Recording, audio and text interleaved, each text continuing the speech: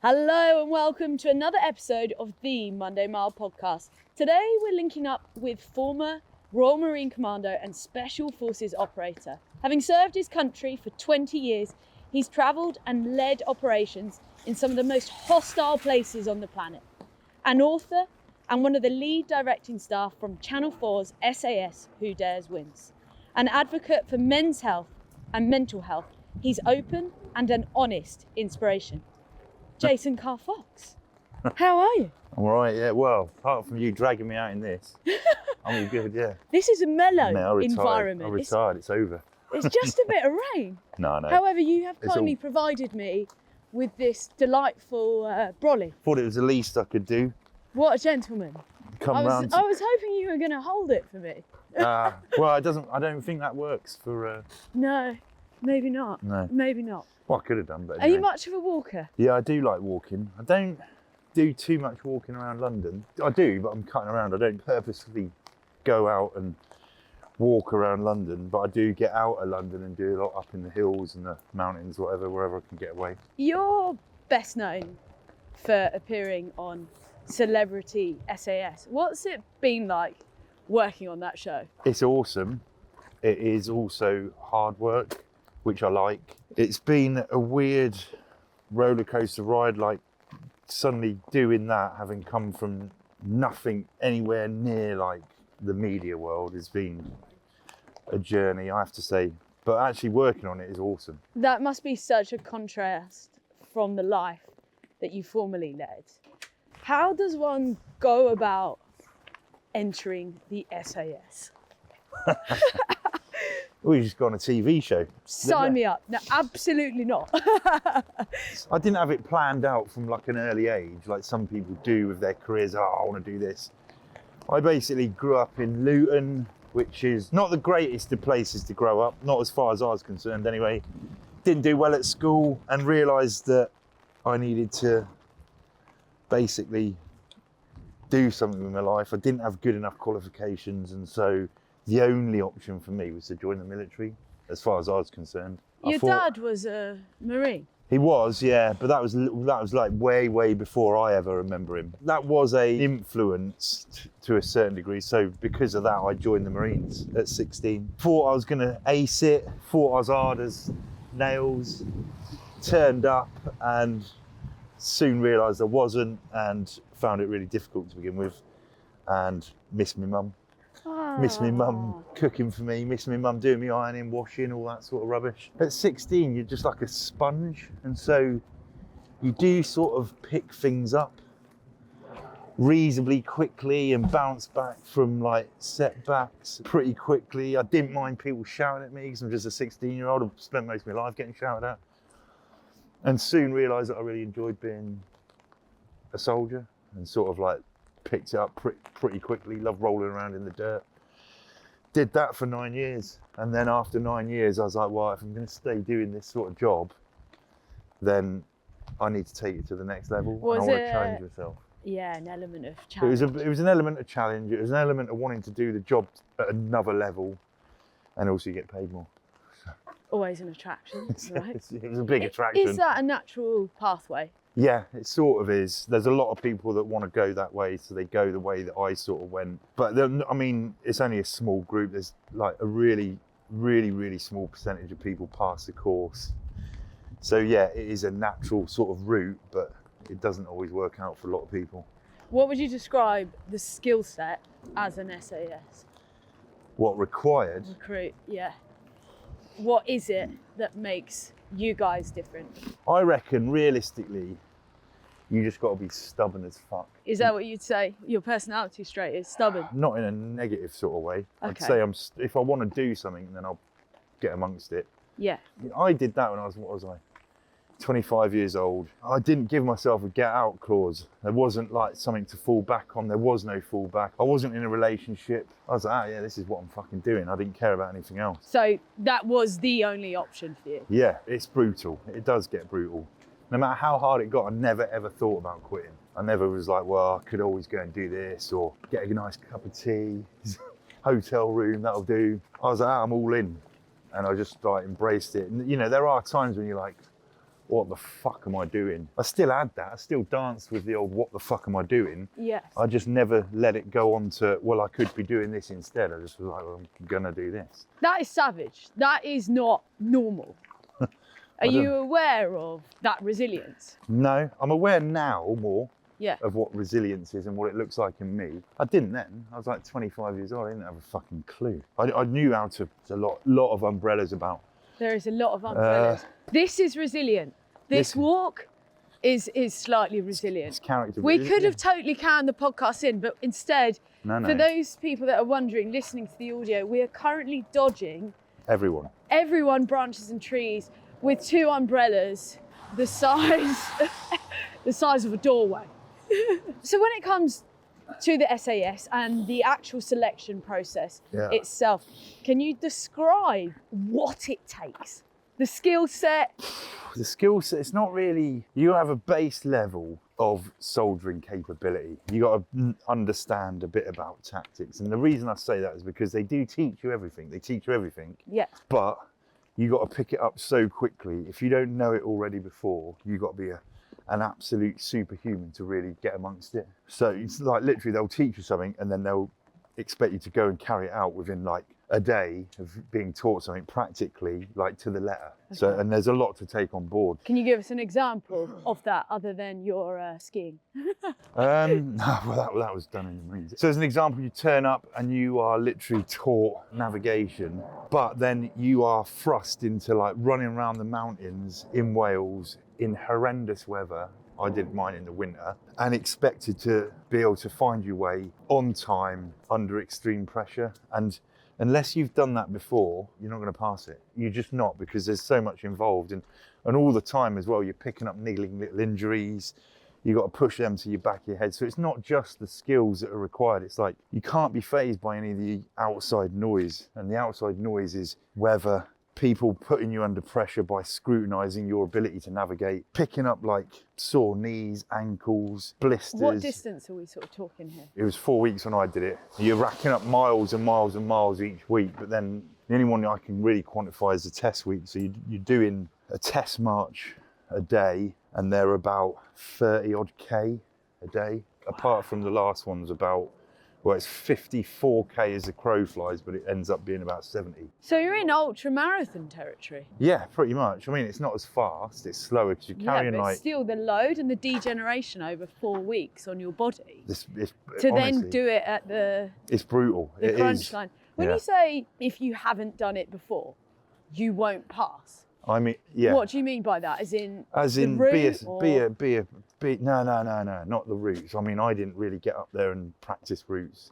You're not supposed to know what the routes are, but people do know what they are. But what I mean is by, like, you need to have navigated before up in the mountains as a soldier, like carrying kit, carrying a weapon. You need to have then, you go on to the other phases. You need to know how to handle your weapon properly and safely. They're like full on stringent with how safe you are with a live weapon. You need to understand tactics. You need to understand how to use the ground to your advantage. You need to understand how to establish certain things like ambushes, observation positions, all these. There's so much to it. There's more to it than people think. We're not just like mindless thugs. No, but even having a glimpse of it, and I'm very aware that it is, or it feels like a very raw glimpse into the TV show. Yeah. I mean, that's pretty brutal. Right, it's stopped raining slightly. Slightly, we can manage this. We can manage this, especially after what you've just shared with me. I feel like I'm in the tropics and there is zero storm right now. Now, we're very lucky through Channel 4 and you guys sharing the show of SAS, Who Dares Wins. We kind of get a little glimpse of what it's like. How far away is that from your reality? It's quite, without doing the show a disservice, because it is, don't get me wrong, the show is hard. It is hard.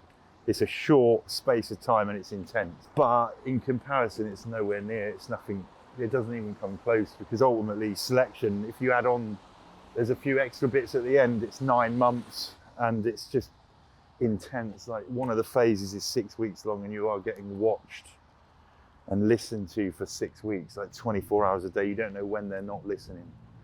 Is that part of the interrogation process? No, it's called the jungle phase, and it's basically the tactical phase. It's where you learn about tactics. It's where you learn all your weapon handling drills. That phase that I was talking about, the jungle, it isn't the interrogation phase. It's where you do all your soldiering. So you're out in the jungle, Far East. You're living in it for like a month.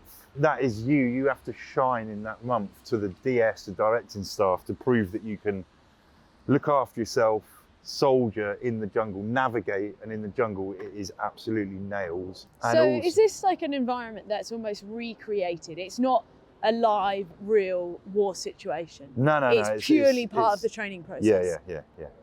Okay, and in that jungle phase, what's the skill set required to survive that, both mental and physical? You've got to be physically robust. You are always going to pick up some form of injury. Everyone gets injured. Everyone's got niggly knees, ankles. You get stung and bitten by every creature known to man that lives in the jungle. And then psychologically, you've got to just, first of all, you've got to embrace the environment you're in, because you are never fighting it. It's going to win.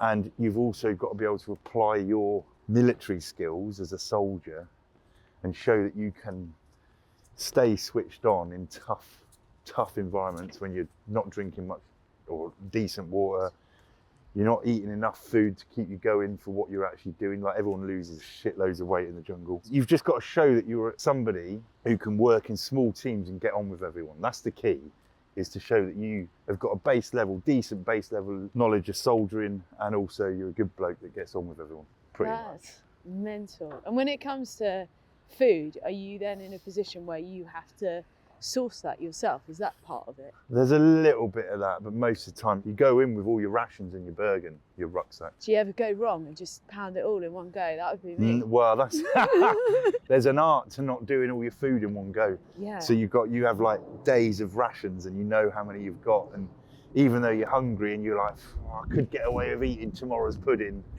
but you don't. Because if you do, you run out and then you're fucked. Right. Yeah, I'd be fucked. Zero self-control. When it comes to the interrogation process, can you talk to me a little bit about that and your experience? Everyone loves to talk about the interrogation. Yeah, because it's savage. I know. Everyone I don't know why people find it hard. I've done it 3 times in my career. I've done it in the Marines. Yeah, I've done versions of it. What makes you say that? I mean, it's uncomfortable, don't get me wrong, it's really uncomfortable. I don't know, you get told how you should apply yourself, and you just do that. And I completely ignored what else was going on. Like, you're in stress positions, it hurts, yeah, okay, fine, but you just got to do it anyway. And then you've got people trying to get you to say and do things that you've been told not to say and do. Yeah. And so I just sort of stuck to that. There is a little bit where you're trying to, work out how you're going to build a relationship with these fucking mean people, but it's essentially to teach you to keep yourself alive, and to keep your mouth shut, right? Yeah, to a certain degree, but you are allowed to. Believe it or not, I'd be alright at that bit. What, keeping your mouth shut? Yeah. I don't know about that. I mean, I love a little chat, but if you're told not to do something, you just don't do it. No, is it not? It is a bit like that. You've got to build a relationship with someone that is not nice. Yeah. But you've got to do it in a way where you're not giving anything away that is sensitive. And so I suppose the issue with it is you are tired. You've been on the run for like 7 days. You've not eaten for 7 days. You've been getting chased, cold, wet, miserable. I did mine. We went back to Wales. We did ours through Wales, and it was grim. And you're in small teams, trying to evade capture. You've got like 100 odd regular soldiers searching for you day and night. You're hiding in ditches, streets, it's grim. So when you get captured, you are a little bit fucked. Does it make you feel invincible, having lived that life? Yeah, you feel invincible. Then you join a special forces squadron, and there's a lot of old school guys there who've done it, been around the block a few times, and they suddenly fucking remind you that you're not invincible. Put you in your place. You come crashing back down, you come crashing back down to earth pretty quickly. Because you've done selection, you think you know it all, and you don't. You're not even. Selection doesn't teach you to be a special forces soldier. It just shows them that you've got the the right attributes to then go on and learn everything that you need to learn. They don't even scratch the surface on selection. You join a squadron, then you're in it, you're learning on the job, and it's like mental. Would you say those attributes that are required humble you? Because you can never stop learning. I think you have to be a bit humble, yeah. You can be a cocky, young, mid-20s individual, but you have to have a form of humbleness about you. Just to do that job, you can't be a walking ego or have a massive head. You'll get found out and you'll get kicked out. You join Special Forces and you're on 6 months probation anyway. When it comes to egos, it must be quite funny for you working on the show and seeing some of the talent that do come through, especially on the celebrity version. We can't not mention Matt Hancock. For you, you must have really, really enjoyed the process of pushing him into the water. So much so that you posted a reel to classical opera music, not just for yourself, but for the country. I just wanted people to embrace it. And to be fair, I got a dude that helps me with that stuff. He was like, mate, we should do this. And I was like, really? And he's like, yeah, we should do this. And I was like, okay, we'll do it. So is that almost funny for you when people come on? I'm on it to like help people push themselves further than they ever thought was possible. Yeah. But also I'm on it to have a laugh. Yeah. However, they can all be wrapped up in one. Like, me having a laugh can actually push people, into dark places because I'm having a laugh at their expense. Now, I'm not doing it because I'm a bully. I'm doing it because the only way you actually get people to really sort of like show themselves is to put them under so much pressure, which involves taking the piss out of them sometimes. Yeah. That's what it is, isn't it? And do I do have a bit of fun.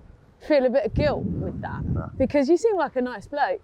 No, they wanted to come on. So they wanted it. They were asking for it. They were. He wanted to come on. He knew the score. He wasn't getting in blind. He knew he was probably going to get rinsed. But with that in mind, we don't go in there with preconceived perceptions of them. I believe the four of us who are involved are professionally enough to be very unbiased towards different people, regardless of their background. Like, we had a word of ourselves and we are going to be fair to him, as with all the others, until he gives us an opportunity. Because we say that, the slate's wiped clean when they come on the show. The slate was wiped clean, but it didn't take long for him to piss us off. If someone's going to crank us up, then we'll fucking go with that. Yeah, so, savage. He cranked us up quickly enough. Not in his defence, but he's a very clever person. He's intelligent.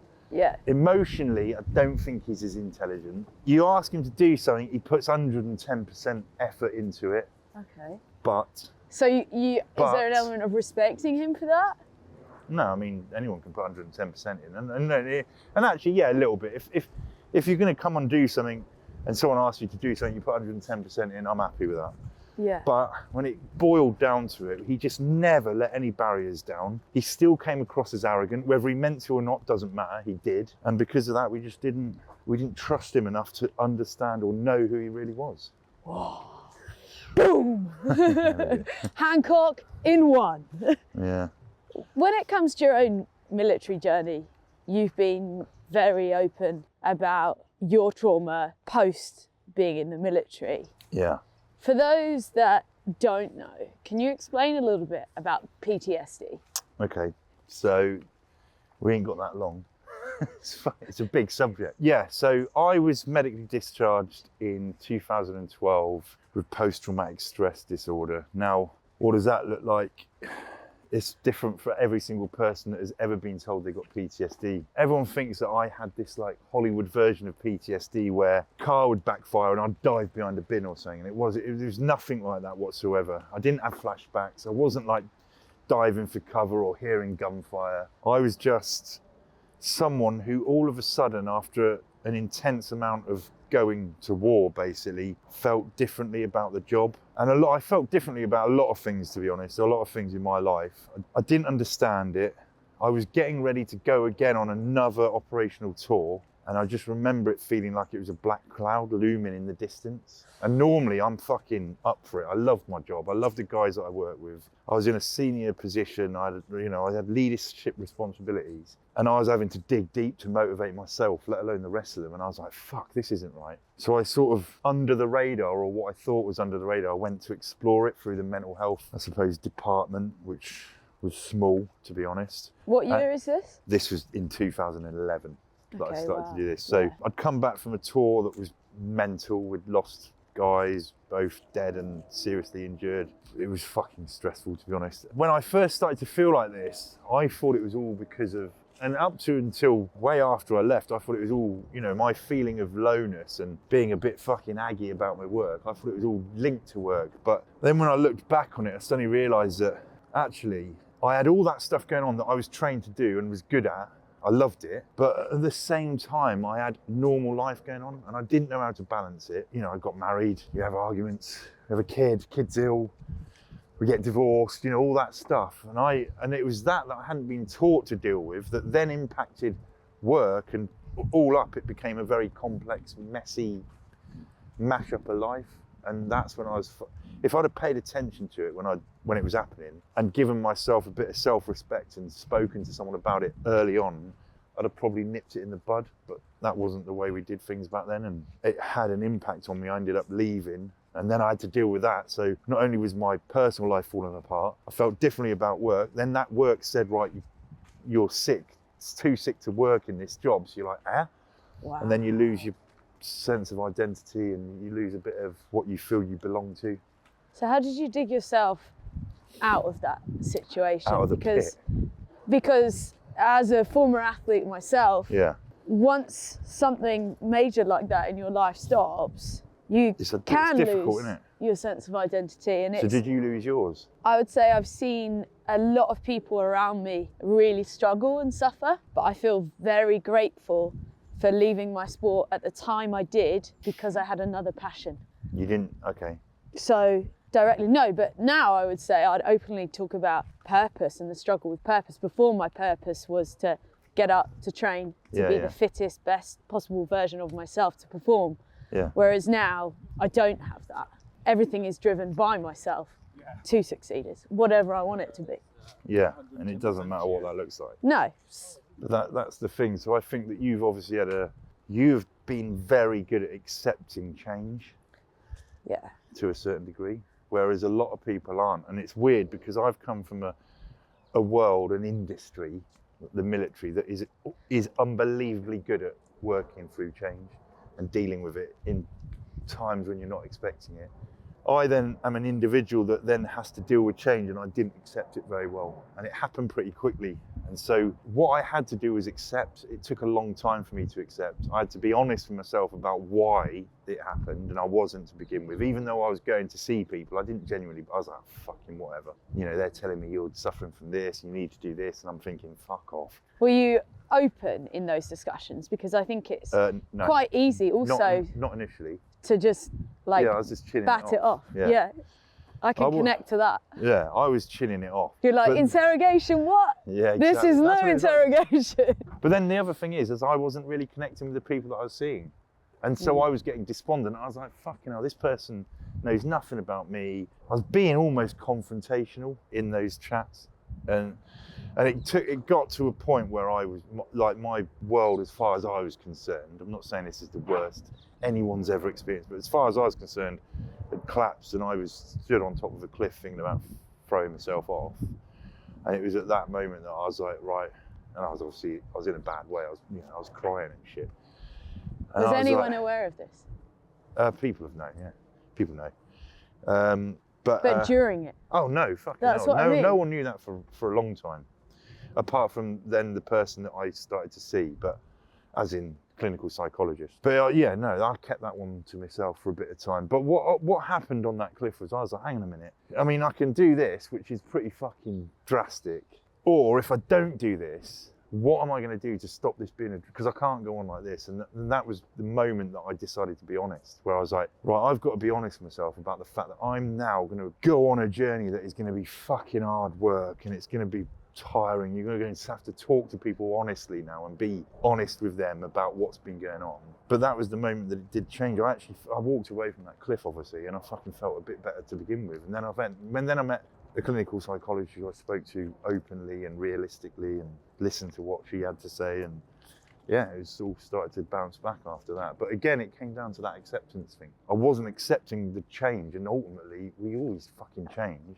And is that a change from a sort of masculine position of power and control of both your physicality and your emotions to having that sort of stripped away? No, I think it was just accepting that fucking you can't do everything forever. I never really thought about that job finishing, and I fucking loved it.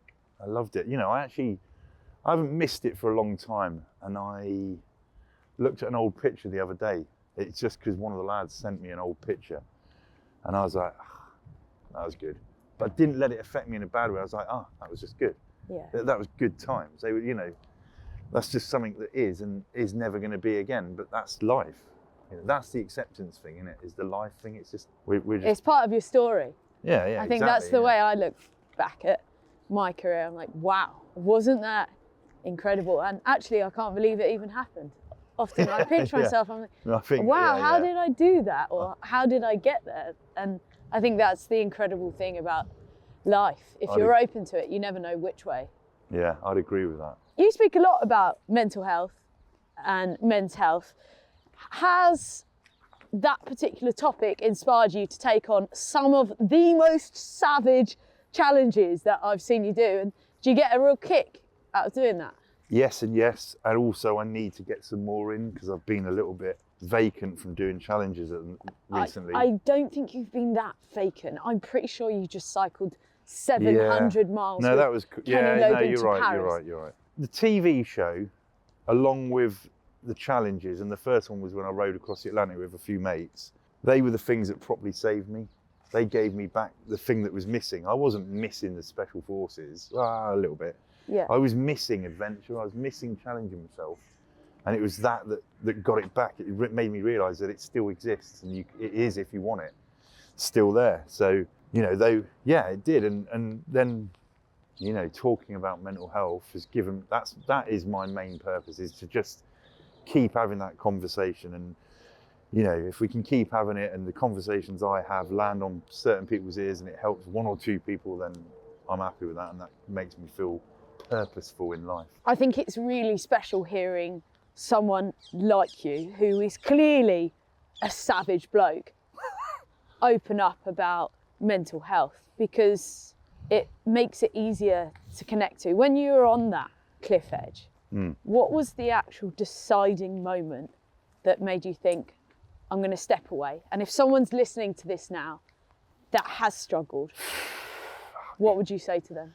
I don't know, because I was racing through a lot of emotions. Like a lot of people say it's a selfish thing to do. It's not. When 100%, when I was in that position, the things that I was thinking as I was walking up to that cliff was, my time on this planet's done. I'm no use to anyone. In fact, I'm causing people more hassle being around than I am not. So what's the point? And it was all about other people. But then when I got up there, I was like, fuck, I don't think I was done with it. And I was like, hang on a minute, I keep going on about, I was looking back at my life and I was like, I keep challenging myself, and this is just another challenge that I'm about to fucking give up on. Yeah. And I was like, I'm not happy with that. And also I'm scared of heights. Well, I'm not scared of heights, but I got a healthy respect for heights. And I was like, what the fuck am I doing stood on top of this cliff? I'm not, this is gonna have a big impact on a lot of people, even if I think I'm doing their heads in.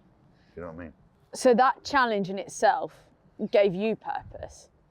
So when you say now that you need to do more challenges, what are we talking? How big we?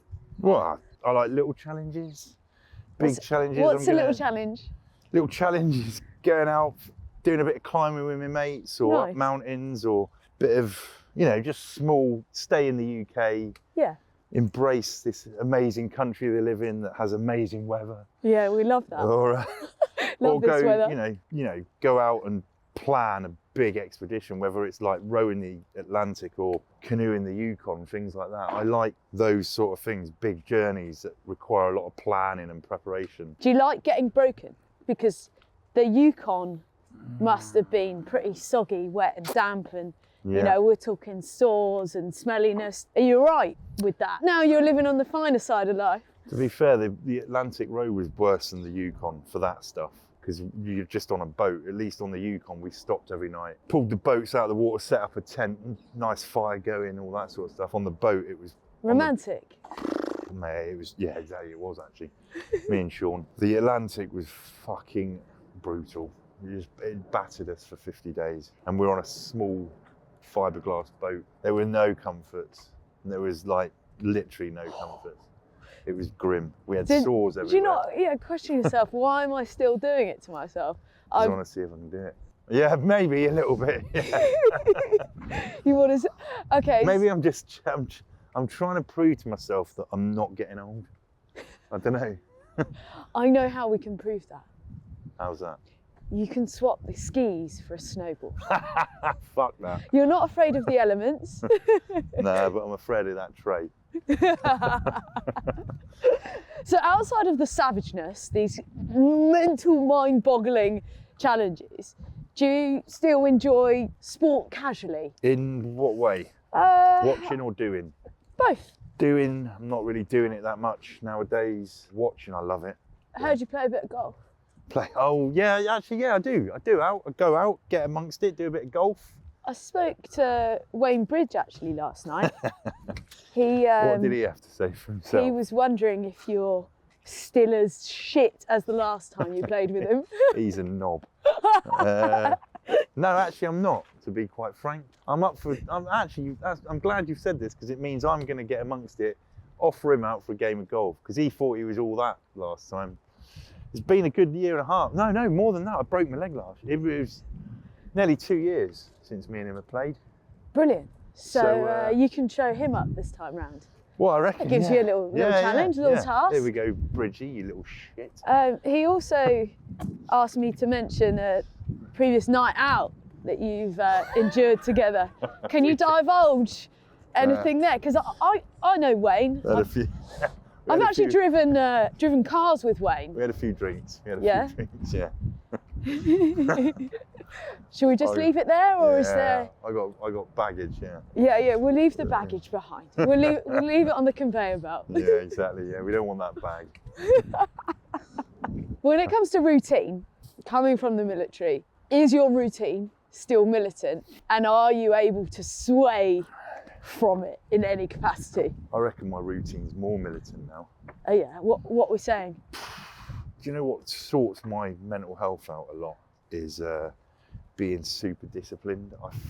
Even though it's hard, I love it. I'm like, I'm still doing that. Like, get up, I was up.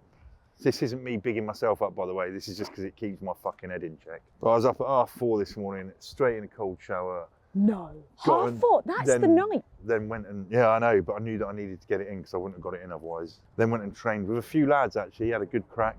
And then I go through like making sure that everything's good to go, you know. I just have a really good routine, and I make sure it's not militant in the way that if something changes slightly, I'll freak out, because I'll just adapt it. Okay. Later on this week, I'm traveling down to Plymouth, doing a bit in Wales. I know I'm staying in hotels, not ideal.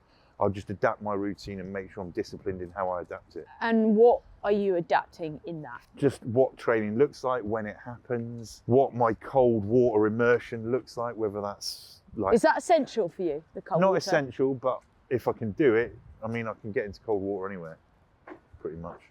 Whether it's a shower or a bath, I'll run a cold bath. Get a bit of ice from the hotel?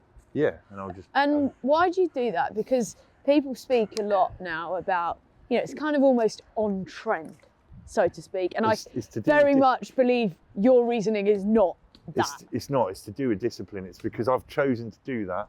It's uncomfortable, and I am showing that it doesn't matter how uncomfortable something is, I'll do it. And I feel better for it. It's not for anyone else's well-being. Yeah. It's for me, it's reminding me that I can do whatever I want.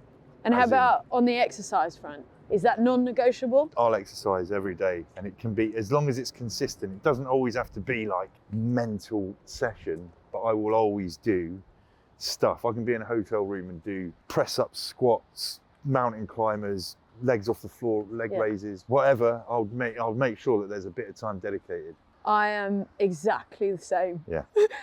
It's good for you, isn't it? It's good for your head. Oh, it's for my head. This morning was an earlier start than it has been recently. And it's like, right, we're going running in the dark. And I hate the dark. Like, I'm terrified of the dark. And that, for me, has given me so much, it's just set me up. The reward, the internal reward doing it for you, it just makes you smile, or it does me. The reward is good. What's your relationship like with Monday, start of the week? It's all right. Today's Monday. It's It is. pretty grim for a Monday.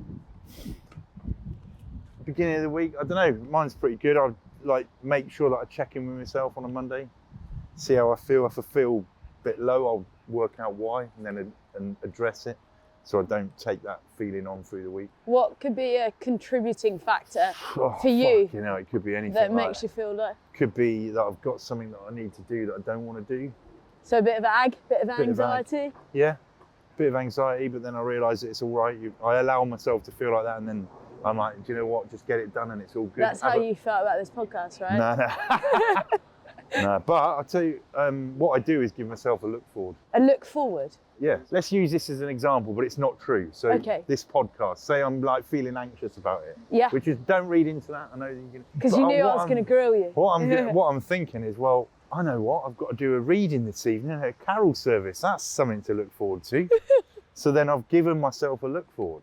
Yeah. It's something I actually learned in the military. They always start right as a look forward, so it's something to look forward to. You end like a presentation or a lecture on a look forward. It's something. It's a positive thing. So it's just part of the puzzle, whatever. And if there isn't something there, then I'll make something to look forward to. What else could that be? Like, would you reward yourself? I'm going to go and give myself a good thrashing in the gym tomorrow morning. Yeah. Whatever. I think a lot of people wouldn't see that as a look forward, but.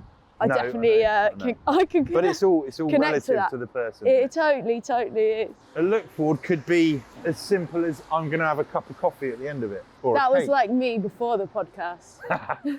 We're going to traipse all the way to Jason in South London, but I'm going to get a coffee. Sorry. No, I'm joking.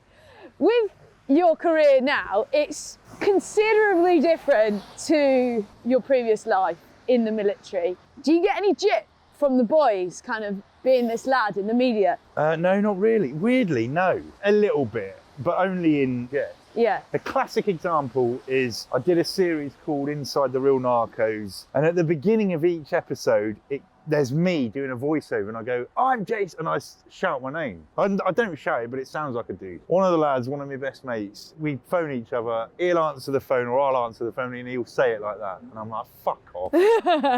But no, not really. I'd been trying to get hold of my mate for a couple of weeks, couldn't get hold of him, no answer, not returning my calls. Then he phones me back and I'm like, fucking hell, where have you been? And he's like, I've been doing all the stuff you're gobbing off about on TV. I was like, all right, yeah, cheers, nice. I was like, that was a good comeback.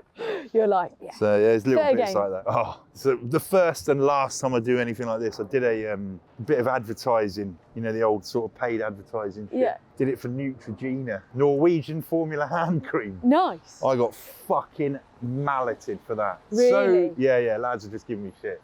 So much so you won't be modelling hand cream. So much so that I actually phoned my agent up and I was like, tell them they can have their fucking money back. I'm pulling the post down. No way. No, I obviously didn't, but I was just like, oh. You know what? I think it's a good thing though, because there's so much that you've shared in your time. And I think the way in which people can connect to you, because people don't expect that openness, that honesty. And I think that's where the conversation is changing with mental health. And especially in the last 3 years, things really have changed. And you are definitely a very big part of that. Well, so thank you. There's from bigger hitters out there. All the men in my life, you know? Lastly, Jason, are there any life mottos or quotes that you live by day to day that you can share with our listeners? Yeah. The motto that I lead my life by is to live my life more like a toddler. Oh, I like that. I've never heard that. So basically, it means live more in the now. Don't worry about what's already happened. You ain't changing it. And don't worry about the future because it ain't happened. And that's what toddlers do. They just amble through life, having a fucking right crack. Epic. Well, I will see you a little later when we amble up the pew to both read a carol at the Christmas carol service later. Jason Carl Fox, it has been such an honour to have you here. You should have shouted it. Jason Carl Fox. Yeah. There was a leaf blower. They're making a constant theme in the season currently. Mate, there's a motto to this podcast, and that is don't record fuck all in London. Very much so. Because it is a nightmare. Jason Carl Fox, thank you so much for joining us here on the Monday Mile Walk and Talk podcast. Boom, it's a wrap. You know what to do. Monday Mile listeners, thank you so much for tuning in. You know what to do. Like, subscribe, and if you want to tune in every single Monday, hit the bell button so you get a notification so you can join us every single Monday morning for your dose of mindset and motivation. Oh yeah, and I forgot to say, leave a comment as well, because apparently that's what you do on YouTube.